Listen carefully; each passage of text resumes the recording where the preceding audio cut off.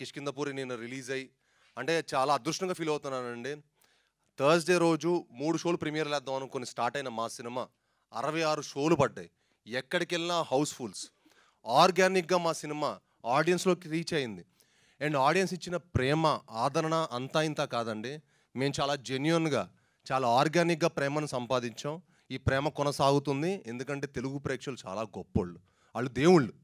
తెలుగు ప్రేక్షకులు అంత గొప్పోళ్ళు ఈ భూప్రపంచంలోనే ఎక్కడా లేరు, ఉండరు, పుట్టరు. ఎందుకంటే వాళ్ళు గొప్ప సినిమాని కాపాడతారు. ఎందుకంటే మాది చాలా చిన్న సినిమా అండి. చాలామంది మీడియా పెద్దలు చెప్పారు కదా, మాది చిన్న సినిమా. సో చిన్న cinema, medium range cinema. So దాన్ని కాపాడాలని మనస్ఫూర్తిగా కోరుకుంటున్నాం. చాలా కష్టపడి మా హోల్ టీం చాలా ప్యాషనేట్గా అండి. మా డైరెక్టర్ గారు ఎన్నో హోప్స్ తోటి, ఎన్నో డ్రీమ్స్ తోటి, ఎన్నో కలలతోటి ఒక మంచి ప్రోడక్ట్, ఒక కొత్త జానర్, ఒక కొత్త ఎక్స్పీరియన్స్ మన తెలుగు ప్రేక్షకులకి ఇవ్వాలి, మన తెలుగు ఆడియన్స్కి ఇవ్వాలి అని మేము చాలా కృషి చేసాం. దానికి ఫస్ట్ మాకు ఇచ్చిన సపోర్టు సాహు గారు. Thank you sir. ఎంతో డేరింగ్గా మీరు ఈ సినిమాని ఇంత మంచి జానర్ని మమ్మల్ని అందరిని నమ్మి ఈ సినిమా మాకు చేసినందుకు చాలా చాలా థ్యాంక్స్ సార్. నిన్న మార్నింగ్ షో వేసేస్తుంటే ఇంకా బాగుండేది సార్. నిన్న చూసి మన వైబ్ సినిమా అంటే 10 రోజుల ముందు వరకు కిష్కింధపురి ఏంటంటే ఎవరికి తెలియదండి, ఈ సినిమా ఉందని కూడా తెలియదు. బట్ ఒక లాస్ట్ మా ట్రైలర్ వచ్చినప్పటి నుంచి దాని ఇంపాక్ట్ చాలా చేంజ్ అయింది.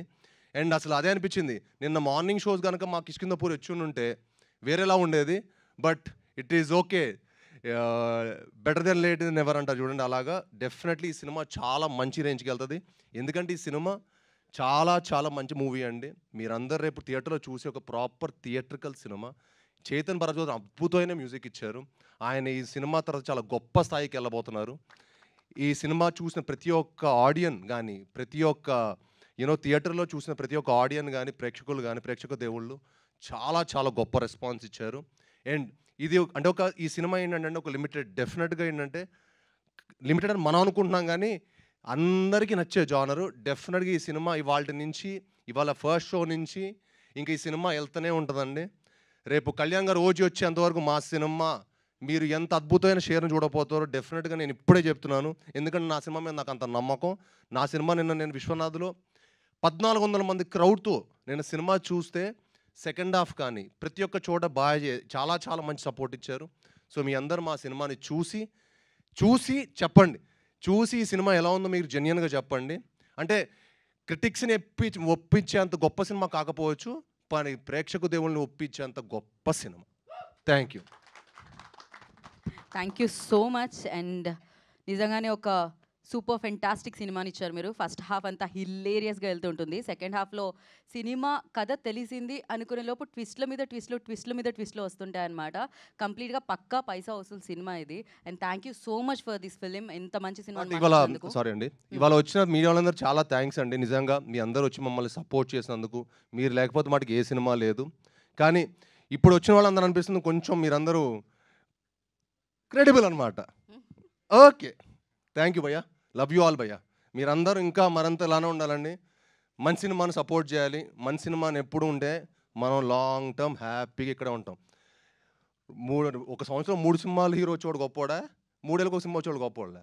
కాదు కదా. 3 ఏళ్ళకి మనకి ఎన్నో సినిమాలు వస్తే మంచిది. మంచి సినిమాలు వస్తే హ్యాపీగా అందరం హ్యాపీగా ఉంటాం. Thank you.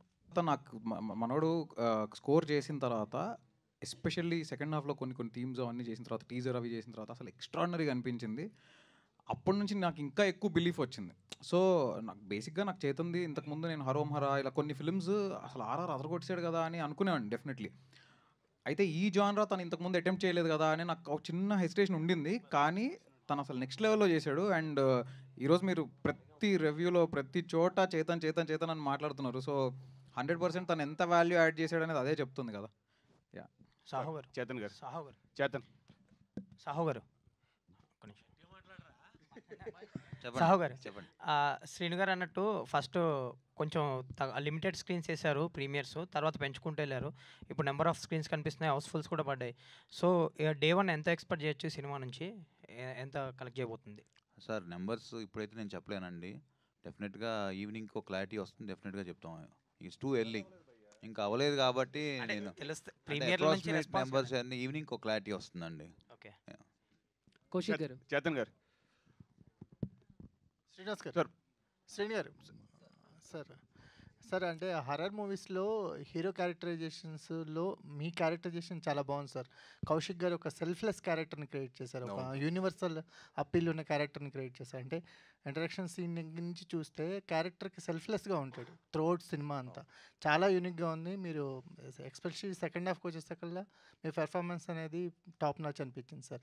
అంటే కథకు కట్టుబడి ఉన్నారు ప్రతి సన్నివేశంలోనే, అది బాగా అనిపించింది సార్. Thank you sir. నిజంగా మీరు అది ఈ కథ విన్నప్పుడు నాకు నచ్చిన మెయిన్ ఎలిమెంట్ అది సార్. హీరో క్యారెక్టర్ చాలా బాగుంటుంది. మీరు యూజువల్ హారర్ సినిమాలు చూసుకుంటే హీరో క్యారెక్టర్ కొంచెం తక్కువ ఉంటుంది.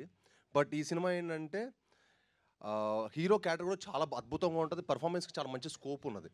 అందుకే నేను ఈ సినిమా చేసుకోవడం జరిగింది. Thank you so much sir. Kaushik గారు, so first of all congratulations అండి. Thank you. ఆర్ట్ వర్క్ కూడా చాలా బాగా మాకు రీచ్ అయిందంటే ప్రతి డీటెయిలింగ్ చాలా చాలా బాగుంది. అండ్ మీ చాయిస్ ఆఫ్ కాస్టింగ్ కూడా చాలా బాగుంది. ముఖ్యంగా శాండీ గారి గురించి చెప్పాలి. అసలు ఫస్ట్ థాట్ ఆయన దగ్గరికి వెళ్ళాలి, ఎందుకంటే కొంచెం సీరియస్ రోల్ ఉన్న పర్ఫెక్ట్గా ఉన్న మనిషిని అలా కన్వర్ట్ చేసి యాక్టింగ్ చేయించడం అన్నది ఒక టాస్కే. సో ఆయనది చాయిస్ ఎలాగా, ఎవరి చాయిస్ అది? శాండీ మాస్టర్ది డెఫినెట్లీ నా చాయిస్ అండి. సో లియోలో ఆయన ఒక సీన్లో చాక్లెట్ కాఫీ అంటాడు, అది నాకు బాగా ఇంట్రెస్టింగ్గా అనిపించింది. And because is a choreographer also, I felt ఆ క్యారెక్టర్కి చాలా పర్ఫెక్ట్గా సెట్ అవుతారు అని. సో నేను ఆయన కలవడం జరిగింది. ఆయన ఆఫీస్కి వచ్చారు. కలిసినప్పుడు నేను చెప్పి ఒక సీన్ ఆయన జస్ట్ ఊరికే ఇలా పర్ఫామ్ చేసి చూపించగలుగుతారని అడిగాను. ఆయన చేసిన వెంటనే అసలు ఇంకా ఈయన తప్ప ఇంకెవరు దీనికి బాగోరు అని అనిపించేంతలా చేశారు ఆయన. అండ్ ఆయన అసలు ఫస్ట్ టైమే మేకప్ టెస్ట్ చేస్తున్నప్పుడు ఆల్మోస్ట్ ఒక 6 hours ప్రాస్థెటిక్ మేకప్ ట్రై చేసి దాని తర్వాత and he was so patient. ఆయనలో ఉన్నంత పేషెన్స్ నాకు తెలిసి నేను ఎక్కడా చూడలేదు ఇంకెవరి దగ్గర. అంత లెవెల్ ఆఫ్ పేషెన్స్, అంతే 6 hours 7 hours మేకప్ ట్రయల్స్ అదంతా అంత పేషెన్స్ నేను చూడలేదు. And he's terrific. ఆయనకి ఒక్కసారి సీన్ ఇలా చెప్తే ఇంకా ఆయన ఆటోమేటిక్గా దాంట్లోకి వెళ్ళిపోతారు. సూపర్ చాయిస్ అండి. అదే కాస్టింగ్ అయితే అదిరిపోయింది. మాకు చూసినప్పుడు ఆ విజువల్ వండర్ బాగా అనిపించింది అనమాట. కంగ్రాచులేషన్స్ అండ్ చైతన్ గారు.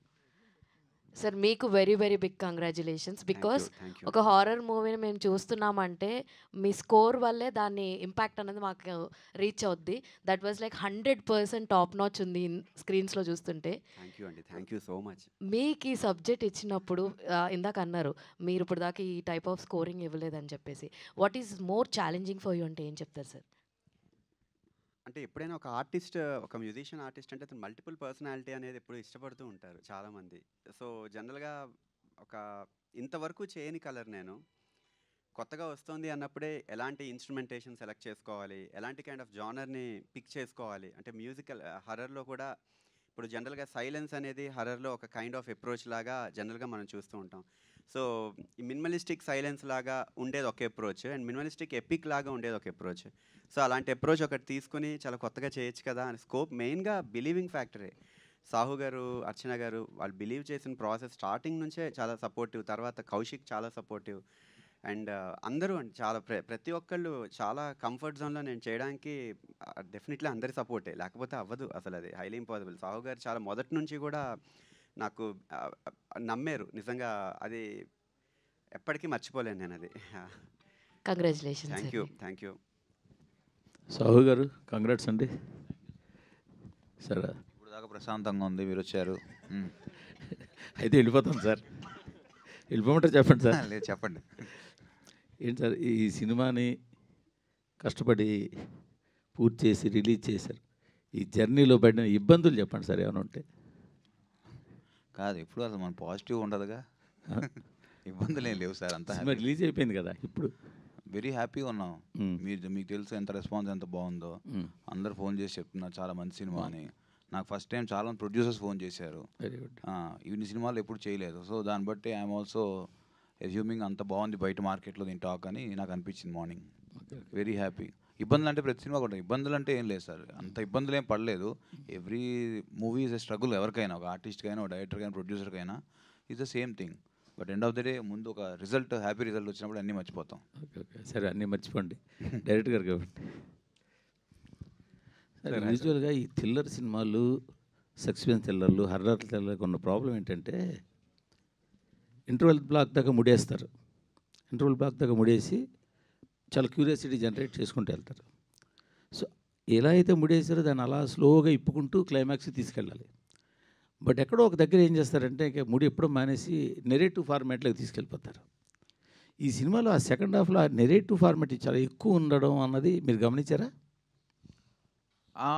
లేదు సార్, యాక్చువల్లీ మీరు ఇప్పుడు ఏదైతే చెప్పారో సెకండ్ హాఫ్ అంతా అన్ఫోల్డ్ అవుతూ ఉండాలని, డెఫినెట్గా సెకండ్ హాఫ్ అన్ఫోల్డ్ అవుతూనే ఉంటుంది. బికాజ్ మీకు ఎవ్రీ అన్ఫోల్డ్ దానంతటా అది అవ్వడం వేరు, ఏదో ఒక క్యారెక్టర్ చేత మొత్తం చెప్పించడం వేరు. అది నేను చెప్పేది. అంటే బేసిక్గా అదొక స్టైల్, ఇది ఒక స్టైల్ ఆఫ్ నరేషన్ అండి. మనం ఎందుకు ఇంతకు ముందు చాలామంది అలా చేశారని అలానే ఎందుకు చేయాలి అంటే దానివల్ల అంటే అలా కాదు, సినిమా అనేది ప్రేక్షకుడు చూడాలి, అంతే కదా? అవును సార్, నేను చూడాలి, కరెక్ట్. నేను దాంతో